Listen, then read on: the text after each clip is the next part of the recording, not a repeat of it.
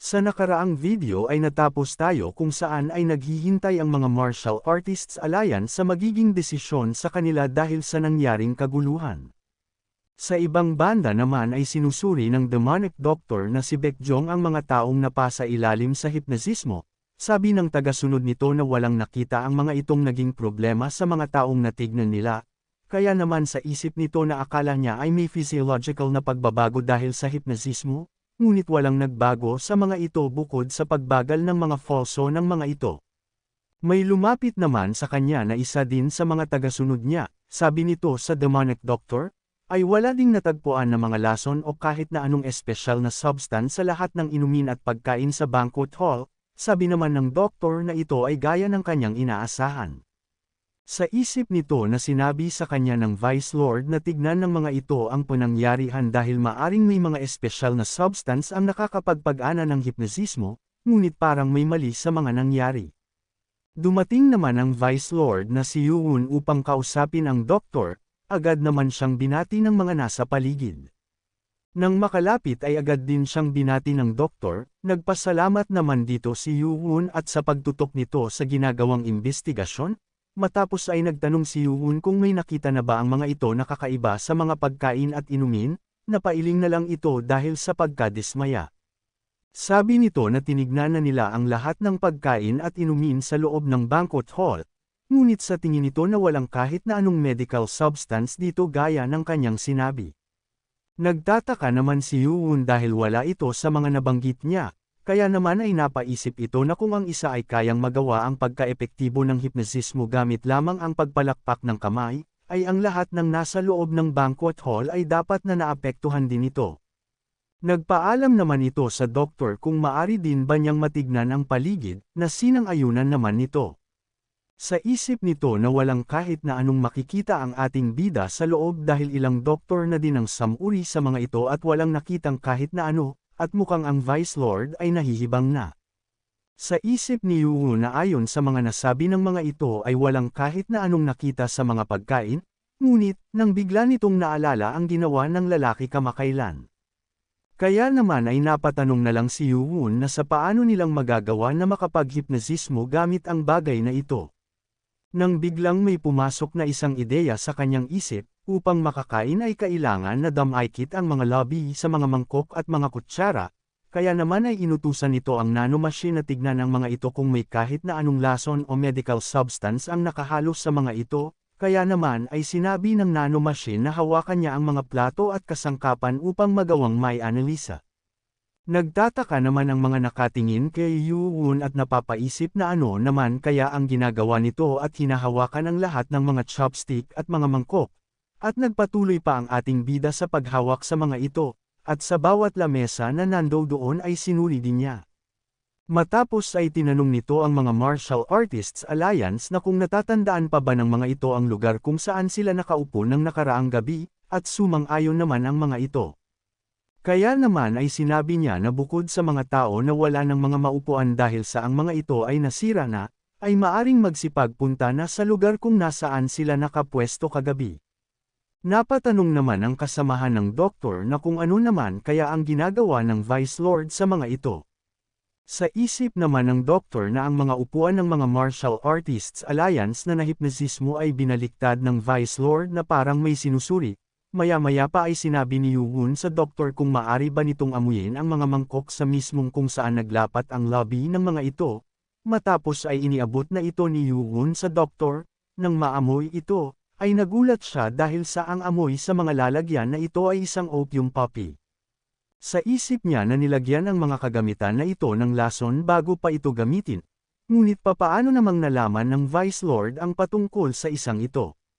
Sa Heavenly Demonic Cult, Lord's Manor, ay ang Lord ay kakatapos lamang sa kanyang pagsasanay, sa Lord's Training Room. Nang matapos ay nagbihis na agad ito, at nang matapos ay agad itong dumiretso sa Lord's Manor basement. Mula dito ay pinakiramdaman nito ang mga bakas ng blade mula sa mga labi ng Sword Demon at sa mga damit ng iba pa. Agad naman na may pumasok sa kanyang isipan, at napaisip na ang blade energy sa isang ito ay kahalintulad sa taong nakaharap niya. Ang taong nagpakita matapos nitong mapawalang bisa ang gumagamit ng isang claw technique sa Zhejiang, at ang taong nakapagbigay sa kanya ng matinding pinsala at ang taglay nitong martial prowess ay higit pa sa kanyang imahinasyon, at base sa kanyang tanong ay kilala niya ito bilang isang lord. Dahil dito ay napahampas na lang ang lord sa lamesa, galit na galit ito dahil sa pangmamaliit ng tao na iyon sa kanya. Nang bigla naman na may kumatok, at ito ay si Marakyem, ang Grand Guardian, kaya naman sinabihan na lang siya ng Lord na magkita na lang sila sa kanyang opisina. Matapos, sa opisina ng Lord, ay nagpapaliwanag ang Grand Guardian sa mga naganap sa paligid ng demonic cult patungkol pa din sa nangyaring panghihipnozismo. Sabi ng Grand Guardian na ang mga jade bottle na nakuha sa banquet hall ay naitapon na sa isang creek sa Wujiel Peak, at nagtanong naman dito ang Lord na kung wala na bang makakakita pa sa mga ito. Sumagot naman dito ang Grand Guardian at sinabi na ang mga jade bottle ay binasag muna bago pa ito maitapon sa creek, kaya naman ay wala nang makakahanap pa na iba sa mga ito. Nagpasalamat naman ang Lord sa mahusay nitong ginawa at sa pagkakahanap ng mga bote na may lason, at ang kanilang demonic cult ang mangguna sa magaganap na alyansa, at nagtanong ito na kung ang doktor ba ay nagsasagawa pa din ng kanilang mga imbestigasyon, na sinang-ayunan naman ng Grand Guardian. Sabi ng Lord na dahil sa hinayaan na nila na makisali sa imbestigasyon habang ang kanilang strategist ay nanunood, ay siguro naman ay wala nang masasabi pa ang mga ito. Ipinag-utos ng Lord na paalisan na ang doktor at ang mga martial artist alliance sa pagkakakulong, na agad namang sinunod ng Grand Guardian, ngunit bago ito makaalis ay sinabi nito sa Lord na ang doktor ay nais siya na makausap, sabi ng Lord na tamang-tama ang dating nito at agad nang papasukin. Nang makapasok ang doktor ay agad naman itong gumalang sa Lord, kaya naman ay tinanong na ng Lord kung ano na ang balita sa nagaganap nilang investigasyon, sabi nito na nagawa na nilang malaman ang sanhi ng hipnozismo, pagkarinig nito ay nagulat naman ang Lord. Kung umabot ka na sa parte ng video na ito ay maari lamang na i-click ang like at super thanks sa baba bilang pagsuporta. Maraming salamat. Matapos ay agad nang pinakita ng doktor ang mangkok na kanyang sinasabi, sabi nito na may mga bakas ng opium poppy sa mangkok na ito, at ito ang naging sanhi ng pagkakahulog ng mga iilan sa hipnozismo. Di naman makapaniwala dito ang Grand Guardian, dahil sa pagmamadali nito ay nagawa lamang niyang mapalitan ay ang mga jade bottles at hindi naisip na mayroon din pala sa mga mangkok. Sa isip naman ng Lord na dapat ay umpisa pa lang ay nasabi na niya sa doktor ang kanilang plano, at isang pagkakamali ang hayaan ang mga ito na malayang gawin ang imbestigasyon sa naganap na insidente. Kaya naman ay nagtanong ang Lord kung sino ang nakadiscover ng mga ito, at masaya naman itong sinabi na ang nakatuklas sa sanhi ng hipnozismo ay ang Vice Lord. Di naman makapaniwala ang Lord dahil si Qian Yuhun ang nakatuklas sa bagay na ito. Dagdag pa ng doktor na ito ang gamot na naging sanhi ng pagkapasailalim ng mga tao sa hipnozismo. Bukod pa doon ay ang taong salarin ay may alam sa paggamit ng hipnozismo. Ngunit mayroong problema, ang bilang ng mga gamot na ginamit upang magawa mo na mapasailalim ang isang biktima sa hipnozismo. Ay malaking bilang ng gamot ang kakailanganin, ngunit wala silang nakita sa mga jade bottle. At ito ang dahilan kung bakit personal na tinignan ng Vice Lord ang kanilang imbakan, matapos ay galit nitong tinawag ang Grand Guardian, agad naman itong napaluhod sa harapan ng Lord, sabi nito na ang sanhi sa pagkakahipnozismo ng mga tao ay naresolba na, at pakawalan na ang lahat ng kanilang ikinulong, at sabihan agad ang Vice Lord na huminto na sa ginagawa nitong imbestigasyon, na agad naman nitong sinunod. Sa isip naman ng doktor na gaya ng kanyang inaasahan na ang Lord ay may alam sa nasabing panghihipnozismo, dahil nais niya sanang i-report dito na maaring mayroong espiya sa loob ng demonic cult, ngunit tingin niya ay wala ng dahilan upang sabihin pa ito. Sa kusina ng palasyo naman ay naabutan ng Grand Guardian si Yuun dito, at sinabihan ang ating bida na pinapahinto na ng Lord ang nagaganap na imbestigasyon, sabi nito na sa totoo lang ay alam ng Lord ang patungkol sa panghihipnozismo, upang magawang makalamang sa magaganap na alyansa. Sa isip naman ni Yuun na simula pa lang pala ay ito na ang plano ng Lord, at marunong din pala itong gumawa ng mga ganito kainang mga palabas, kaya naman ay tinanong nito ang Grand Guardian kung alam din ba nito ang plano simula pa lang, at kung alam nito ay ang taong nag-alis sa mga Jade Bottle ay ito mismo, at sinang-ayunan naman ito ng Grand Guardian. Sabi nito sa Grand Guardian na kung siya ang nasa kalagayan nito ay hindi niya dapat itinapon ang mga Jade Bottles. Sa sinabi ni Yuhun ay nagtataka naman itong napatanong kung bakit. Sabi ni Yuhun na maari nilang maanalisa ito at maari din nilang mapaghandaan kung sakali na magkaroon ulit ng kaparehas na pag-atake. Matapos ay nag-column na ito sa Grand Guardian upang umalis na, sa isip ng Grand Guardian na nakakahiya para sa Lord na ang mga plano nito ay hindi nagtagumpay, at nagawa pa na mahanap ng Vice Lord ang naging sanhi at tingin nito na magagawa na nilang maiwasan ang parehas na insidente sa mga susunod pa na pagkakataon. Sa labas ay pinalaya na ang mga martial artist alliance na ikinulong dahil sa naganap na insidente. Sabi ng isa na masaya ito dahil ang hindi pagkakaintindihan sa pagitan nila at ng demonic cult ay naresolba na, sabi naman ng isa na ito ay dahil sa hindi nila magawang sirain ang alyansa gaya ng ginusto nila, na sinang-ayunan naman ng isa. Sa isip naman ng second strategist na mali ang mga ito, dahil sa naganap na insidente ay ang demonic cult ay nasa malaking kalamangan pagdating sa usapin ng pakikipag-alyansa, ngunit hindi nila ito ginamit o kahit na may address. At ito ay pasalamat dahil sa Vice Lord Xian Yuhun, at pinpuri niya ito at ang taong ito ay talagang nakakamangha, at dadating ang araw at masusuklian niya din ang ginawa niyang ito sa kanila. 3 araw matapos ang ginawang pag-atake ng Godblade 6 Martial Clan, ang Justice Force at ang Demonic Cult ay opisyal nang naging magkaalyado, at ang balita ay mabilis na naipakalat sa lahat ng panig ng Central Plains, at dahil sa matagal nilang naging alitan sa isa't isa, ay hindi lahat sa faction ay pumayag sa naganap na pakikipag-alyansa. Sabi ng Lord sa mga Martial Artist Alliance na ayon sa binanggit ng mga ito ay aalis na sila, at nagtanong naman ang Lord kung ito ba ay patungkol sa naganap na insidente, dahil wala naman nang dapat na alalahanin ang mga ito. Sumagot naman ang second strategist na kailangan lamang nilang makabalik agad dahil sa kanilang mga naiwang tungkulin, at nagpapasalamat ito sa Lord dahil sa maayos na pagtanggap nito sa kanila. Sa isip naman ng dalawa nitong kasama na ang mga naiwan ng mga espiya sa kanilang mga clan ay nananatili pa din gaya ng sinabi sa kanila ng second strategist, at kailangan nilang makabalik agad upang malaman ito. May iniabot naman ito sa Lord, at ito ay ang imbitasyon sa Martial Art Conference para sa Lord. Sabi nito na dahil sa naging magkakampi na ang mga ito ay makakaasa sila na dadalo ang Lord sa nasabing okasyon. Matapos ay sinabi ng Grand Guardian sa Lord na wala na silang panahon pa, at kailangan na nilang lumabas upang gumawa ng isang anunsyo, kaya naman ay sabi ng mga ito na aalis na din sila dahil ang Lord ay madami pang mga gagawin at wala na silang balak pa na abalahin pa ito sa kanyang mga gampanin, kaya naman ay nagpaalam na ang mga ito sa isa't isa.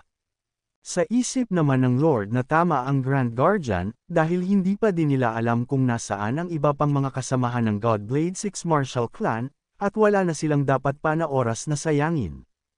Kinagabihan sa Ghost Illusion Clan's guest house, ay di makapaniwala si Heobong, dahil nagawa ng may anunsyo ang lahat, ngunit ang pag-aanunsyo sa kanilang master bilang isang Vice Lord ay hindi nila ginawa. Sinang-ayunan naman ni Wang Hul ang sinabi dito ni Heobong, at mukhang may kakaibang nangyayari. Sabi ni Samachak na nagawa ng may anunsyo ang lahat, kagaya ng nakaraang insidente, mga paparating na mga okasyon at sa mga saloobin ng mga council elder sa naganap na pagpupulong sa main hall, ngunit ang tanging nawawalang parte ay ang pagtatalaga kay Qian Yuan bilang Vice Lord. Dahil dito ay tinanong ng 11th Council Elder Juan kung tingin ba nito na nagbago ang isip ng Lord sa desisyon nito, di naman sumang-ayon dito si Becky. Sabi nito na ang pagsang-ayon at pagsuporta ng mga Council Elder sa kanilang master ay dumaan sa tamang proseso at nakuha ang posisyon ng dumaan sa tama kaya naman ay walang dahilan upang magbago ang isip ng Lord patungkol dito.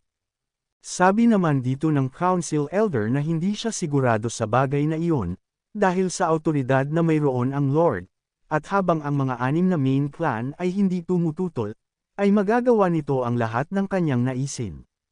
Dahil sa mga narinig ay napatanong si Yuhun na ang ibig ba na sabihin nito ay maaring kanselahin ng Lord ang kanyang pagtatalaga bilang Vice Lord hanggat walang 6 na main clan ang tumututol sa kanya, Sa isip naman ng Council Elder na mukhang hindi naman nababahala ang ating bida patungkol dito, at mukhang kalmado lamang ito na parang problema ng iba ang kanilang pinag-uusapan. Kaya naman ay sabi nito na may nais sana siyang sabihin mamaya, ngunit mas maganda na malaman na ito ngayon ni Yoo-won, at tingin naman niya na alam ng ating bida ang patungkol dito, ang pagkakaroon ng magandang ugnayan sa Wise Clan, na sinang-ayunan naman ni Yoo-won. Sabi nito na nagpunta siya sa mga ito upang makipagkita noong nakaraang gabi, ngunit walang kahit isa ang naririto. Nagtaka naman dito si Yoo-won kung bakit wala ni isa ang nandoon, at hindi kaya ay nagdesisyon ang mga ito na sumali sa isa sa mga 4 na major clans. Sabi nito na malapit na si Yoo-won sa kasagutan, kaya naman sinabi nito na ang Lord ang kumuha sa kanila. Sa nalaman ni Yoo-won ay nagtataka naman ito na kung bakit ang Lord ang kukuha sa mga ito. Dagdag pa nito na ang kalahati sa mga ito ay sumapi na din sa Blade Clan. Sabi naman dito ni Samachak na ang ibig sabihin ba nito ay lantarang sinusuportahan ng Lord ang Blade at Wise Clan, at malinaw ang intensyon nito na kuhain ang titulo kay Yoo-won. Agad namang naintindihan ito ni Yoo-won at sinabi na mali si Samachak sa pagkakaintindi, dahil ang gusto lamang ng Lord ay may balanse ang kapangyarihan ng mga clan. Nagtataka naman dito si Samachak, kaya naman ay ipinaliwanag ni Yoo-won, na ito ay sa pagitan ng 4 na main clan at nang sa kanya, ang pagdedeklara patungkol sa kanyang pagkatalaga bilang isang Vice Lord ay indikasyon para sa natitirang 4 na main clan na magkaroon ng pagkakataon para sa kanyang posisyon, at ginawa talaga ito ng Lord, upang magkaroon ito ng dahilan upang komprontahin niya ang mga ito.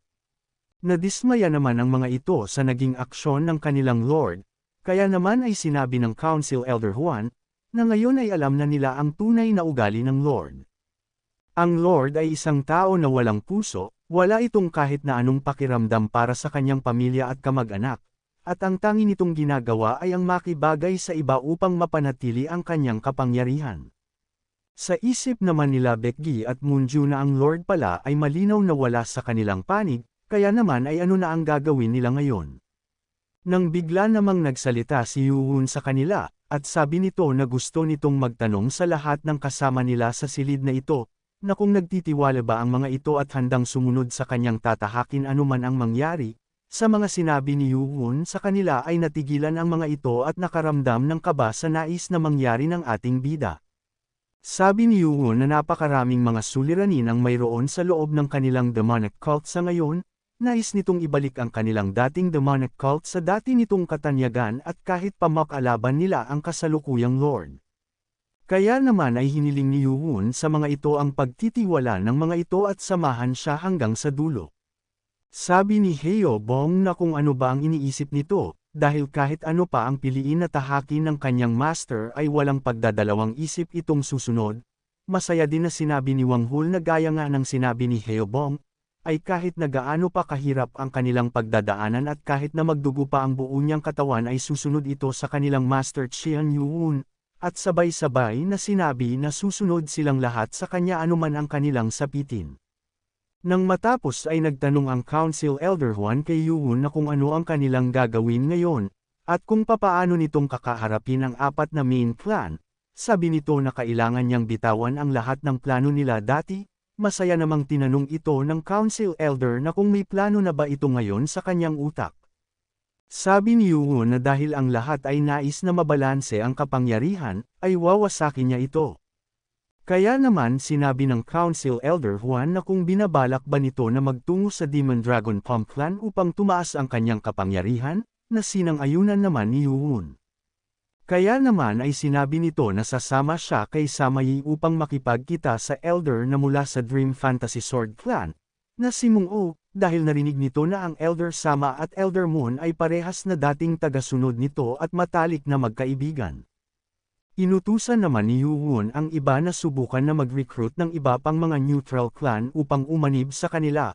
Bigla namang nagpresenta si Hyeobong at sinabi na nais din itong sumama kay Yoo-won. Nais sana itong tanggihan ng ating bida ngunit nakita na naman ito ang maamo nitong mga mata, kaya naman ay pumayag na din ito. Sa nangyari ay tuwang-tuwa para dito si Hyeobong. Kaya naman kung gusto mo na masubaybayan ang ating kwento ay i-open mo lang ang notification bell pagkatapos mo na mag-subscribe.